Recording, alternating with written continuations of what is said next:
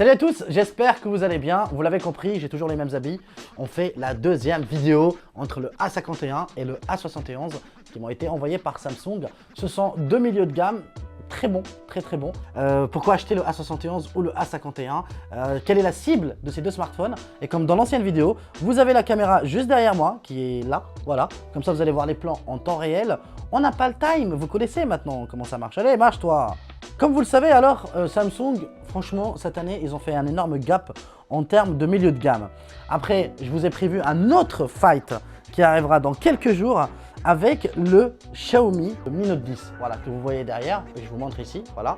C'est un peu cramé en termes d'écran, je suis désolé. Donc, on fera un petit fight entre les deux, vous me direz qu'est-ce que vous aurez aimé ou pas, mais on verra ça dans la prochaine vidéo. On va faire la présentation de ces deux smartphones. On va commencer par la version plus petite. Pas plus petite, vous allez voir, il est assez grand, hein. On a le A51, il propose un écran Full HD. Ça, c'est vraiment une première parce que habituellement, ils nous ont un peu habitués à mettre du 720p sur les versions en dessous. Voilà, c'est-à-dire vous avez par exemple, si je reviens un peu en arrière, le G7, il était en Full HD, le G5 était en 720p, même s'il était en AMOLED. Là, Samsung, ils ont mis le paquet sur l'écran, vous inquiétez pas, vous n'allez pas être déçus. C'est un écran Full HD+, super AMOLED, assez lumineux, plat, pour les personnes qui n'aiment pas, bien sûr, le côté incurvé, ils vont être servis parce que c'est un très bel écran, assez bien équilibré, je trouve personnellement, avec un tout petit peu écran poinçonné, des bordures plutôt fines, pas les plus fines, hein, c'est pas un Galaxy S20, hein, mais déjà, j'ai l'impression que les bordures sont quasiment aussi bonne que celle de mon iPhone. On va voir ça ensemble tout de suite. Les bordures sur le A71 sont beaucoup plus fines que celles de l'iPhone et même celle du bas, elle est quasi identique, voire identique à celle de l'iPhone. Comme quoi, ils ont fait une belle prouesse sur le plan des bordures. Ça a été bien foutu, que ce soit sur le A71 ou le A51. Donc, c'est-à-dire ils n'ont pas lésiné sur cette partie. Alors, sur le dos, je vous avoue, je regarde un peu ma fiche technique. Je vous avoue, je ne sais pas, est-ce que c'est du verre ou du plastique. Mais en tout cas, on a... C'est plastique ça. Ouais, on dirait bien que c'est du plastique. Donc bon bref, vous avez un dos en plastique, il fallait faire des économies quelque part. Bah, Samsung les ont fait au dos. C'est pas très grave, le toucher est très agréable, ça rend le smartphone très léger. Mais en toute honnêteté, moi je le trouve très beau, je le trouve très bien. En tout cas, surtout pour la façade, pour les personnes qui n'ont pas les moyens d'acheter par exemple un Galaxy S20, S20 Plus ou S20 Ultra, ils peuvent se rabattre sur un A51. Ceci dit, on va voir ensemble la fiche technique. Elle reste très bonne. Il ne faut absolument pas sous-estimer cette fiche technique. Vous allez voir qu'elle fait tourner tout quasiment et qu'elle est très bonne. Alors, on retrouve un écran de 6,5 pouces Full HD+, en Super AMOLED. En termes de spec, on va retrouver un socle de chez Samsung. C'est l'Exynos, le 9611. Couplé à ça, vous avez 4 Go de RAM. Vous avez 64 Go de stockage et vous avez jusqu'à 128. Ou sinon, c'est jusqu'à 6 Go de RAM. Ça dépendra de la version que vous souhaitez prendre. Bien sûr, ce n'est pas le même tarif. Alors, en plus de ça, vous avez un quadruple photo, ça c'est plutôt pas mal. Alors, vous avez un capteur principal de 48 mégapixels, le second, si je ne me trompe pas, c'est un 12, c'est un ultra grand angle, vous avez un capteur de 5 mégapixels qui est un capteur macro, et le tout dernier, c'est un capteur TOF qui sert uniquement à détourer le sujet. Voilà, c'est-à-dire quand vous faites vos selfies ou vos photos, voilà, et vous pouvez détourer le sujet. Alors, en plus de ça, le capteur selfie, c'est un 32 mégapixels. En gros, vous avez une bonne fiche technique, vous avez une batterie de 4000 mAh et qui se recharge en rapide aussi avec du 15 watts. Donc ça, c'est plutôt propre. Il a quand même une très belle fiche technique, vous avez la prise jack, vous avez l'USB type C. En gros, c'est un smartphone assez bien foutu, franchement, globalement sur le papier. On va passer maintenant bien sûr au A71 et vous allez voir que vous avez un petit gap. Là, l'Exynos, il faut savoir que l'Exynos qu'ils ont mis ici, c'est un équivalent d'un Qualcomm, je dirais un Qualcomm 712, voilà, un 712, donc plutôt entrée de gamme. Là, vous avez un petit gap, on a toujours un écran encore plus grand, c'est un écran de 6,7 pouces. Les deux smartphones proposent un lecteur d'empreintes digitales sous l'écran. J'ai pas l'impression que c'est un capteur ultrasonique, j'ai plus l'impression que c'est un capteur... Bon, vous avez compris, c'est pas un capteur 3D, c'est un capteur qui va uniquement analyser une image de votre doigt. C'est pas vraiment très sécurisé par rapport à l'ultrasonique qu'on retrouve sur les S20. Le problème, c'est que je le trouve lent à enregistrer et très lent aussi à déverrouiller. Vous pouvez le voir par exemple sur la caméra en même temps. Je le fais vraiment en temps réel. Et une fois sur deux, ça ne marche pas. Je trouve ça un peu dommage. Mais sinon, il faudra garder votre doigt plus longtemps. Moi, je suis très habitué aux smartphones très haut de gamme. Mais en l'occurrence, si vous le faites rapidement comme ça, ah bah là, non, ça marche. Mais parfois, ça marche pas. Là, ça marche pas. Là, ça marche. Ça dépend. Là, ça marche. Ça va. Franchement. Ah bah, j'ai rien dit. Là, il marche. Là, il marche très bien. Alors que là, oui, ça va. Alors, il faut bien positionner son doigt. Ouais, il faut bien se positionner son doigt. J'ai rien dit. Je vais fermer ma gueule. Bah oui, parce que... Attends. Là, tu vois, là, celui-là, il marche pas. Ouais, il faut vraiment le laisser plus d'une seconde pour qu'il marche. Voilà, il faut absolument pas retirer son doigt, contrairement à d'autres smartphones haut de gamme à qui je suis habitué, donc il est un peu plus lent, pas forcément le plus lent et pas forcément vous vous y habituez. Voilà, donc maintenant je viens de prendre l'habitude, il faut garder son doigt dessus. Alors on a un écran comme j'ai dit 6,7 pouces, donc il est un peu plus grand que la version A51 que vous trouvez juste à côté. Donc voilà, vous voyez à peu près les tailles pour vous faire une idée. Voilà, on a c'est un peu plus haut, un peu plus large. Franchement, pour les personnes qui aiment bien les grands smartphones, normalement, vous allez kiffer le A71. La grosse différence qu'on va retrouver avec la version A51, c'est qu'on a exactement le même écran, c'est un Full HD+, très lumineux, très bon, franchement très bien calibré, il est magnifique, il est légèrement plus grand, c'est un 6.7 au lieu de 6.5. La différence va se jouer sous le capot. Alors sur le A51, juste ici, vous avez un Exynos, comme j'ai dit, le 9611, vous avez aussi 4 ou 6 Go de RAM, 64 ou 128 de stockage. Sur la version A71, c'est une version un peu plus haut de gamme. On retrouve un Snapdragon plutôt milieu de gamme qui est très bon. C'est le 730. Voilà, les deux proposent du Bluetooth 5.0 pour les personnes qui se posent la question. Alors, c'est le 730 qui est plus puissant déjà, donc il va gérer beaucoup mieux les jeux, beaucoup mieux les tâches multimédia. Globalement, en pleine journée, ça ne veut pas dire que l'autre ne le fait pas bien. Il le fait très bien. Mais je pense que sur la durée, et même sur le plan de la fluidité, le A71 reste plus fluide et cela se constate. Ok, il a un peu plus de RAM, vous avez soit 6, soit 8 Go de RAM. Donc maintenant, sur Android, vous savez, hein, la RAM, c'est un peu comme...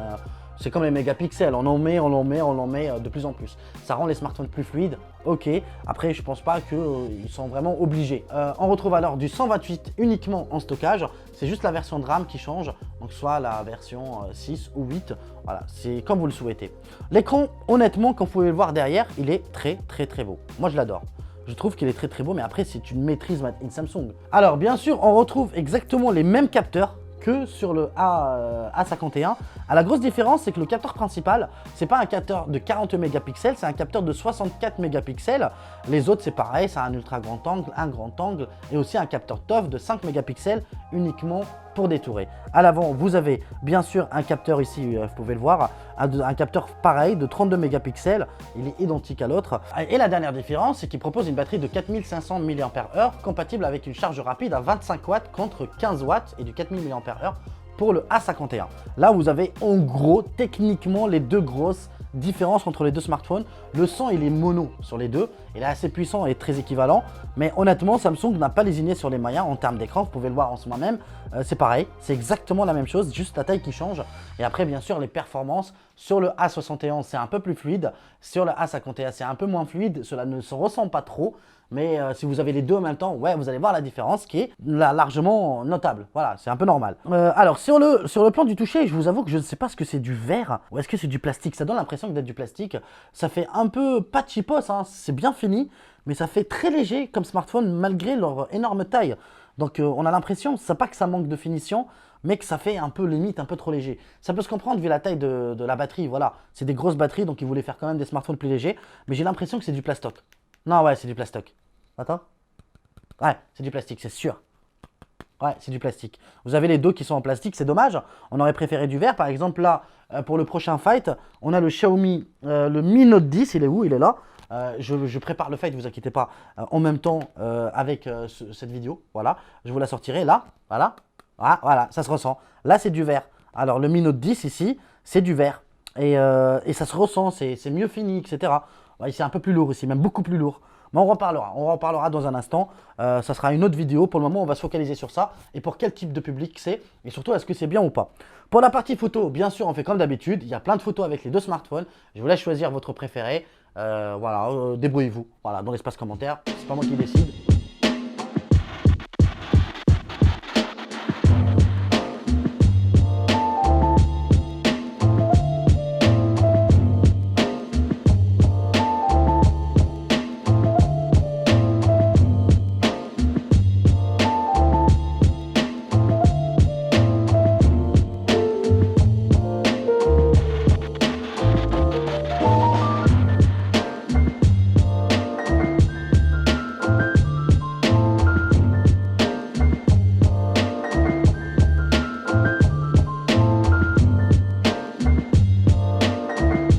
Alors maintenant, je pense qu'il est temps de vous parler, comme je ne vous montre pas forcément beaucoup d'images, vous pouvez voir juste à travers cette deuxième caméra en temps réel, qu'est-ce que ça donne, qu'est-ce que ça fait. Donc les deux, ils proposent exactement la même chose, ils ont un très beau design je trouve, ça fait très l'air du temps, voilà.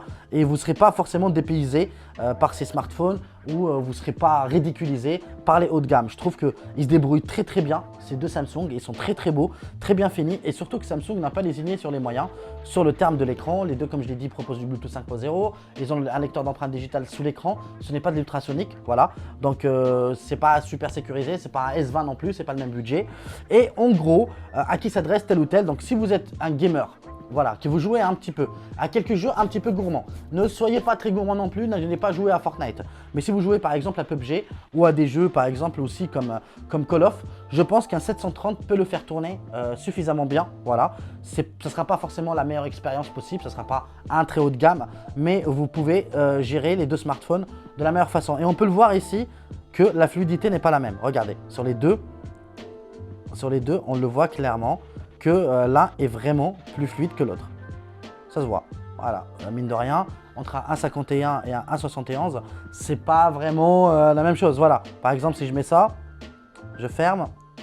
Voilà, on voit que ça va. Franchement, il se débrouille bien. Il se débrouille bien le A51 avec son Exynos 9611.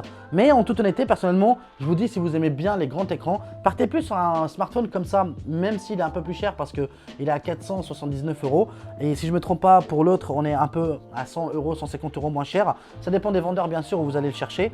Mais pour le moment, moi, personnellement, j'étais plus attiré par le A71. J'aime bien les grands écrans en même temps, vous me direz. Et surtout, les écrans plats, ça nous manque un peu. Même si maintenant, Samsung, ils les ont un peu mis sur les derniers Samsung. Et heureusement, on a des écrans un peu moins incurvés, surtout le Ultra. Donc en l'occurrence, ça rend l'expérience un peu plus bluffante, enfin plus intéressante et plus agréable selon moi. Bref les amis, voilà, donc j'ai fait un peu le tour de ces deux smartphones. Je n'ai pas de préférence. L'idée c'est pas de dire qui est mieux que l'autre, vous l'avez compris, c'est le A71. Il est plus puissant, il est plus grand, il est plus endurant. C'est pas l'idée, mais l'idée c'est de vous dire que le petit, il se débrouille très bien. Si vous n'avez pas le budget, vous pouvez partir dessus, il est très très bon. Franchement, je vous le dis honnêtement, je le trouve très beau. Il est assez bien fini, il est assez fluide. L'écran il est magnifique, mais vraiment, c'est-à-dire si vous n'avez pas les moyens par exemple d'avoir pris, si vous aimez bien les smartphones compacts et tout, c'est juste parfait, 6,5 pouces avec les bordures très très fines. Samsung ne vous arnaque pas. Voilà, c'est ce que j'ai envie de dire. Il vous arnaque pas, c'est bien fait. Après, c'est vrai que vous achetez un petit peu le nom de la marque, il ne faut pas l'oublier. Par exemple, comme je l'ai dit, vous allez le voir sur la prochaine vidéo, à côté, on a un Xiaomi Mi Note 10 et vous allez voir que il est plutôt bluffant aussi. Il est très très bluffant avec un écran incurvé, avec 5 capteurs, avec une finition en verre, avec une batterie plus grosse, une charge plus rapide. Vous allez voir tout au long de cette vidéo, mais de toute façon ça arrivera dans la prochaine vidéo. Bref les amis, prenez soin de vous. J'espère que vous avez aimé, liké tout ça, que vous avez encore une fois, vous vous êtes abonné. Voilà, c'est très important pour la chaîne.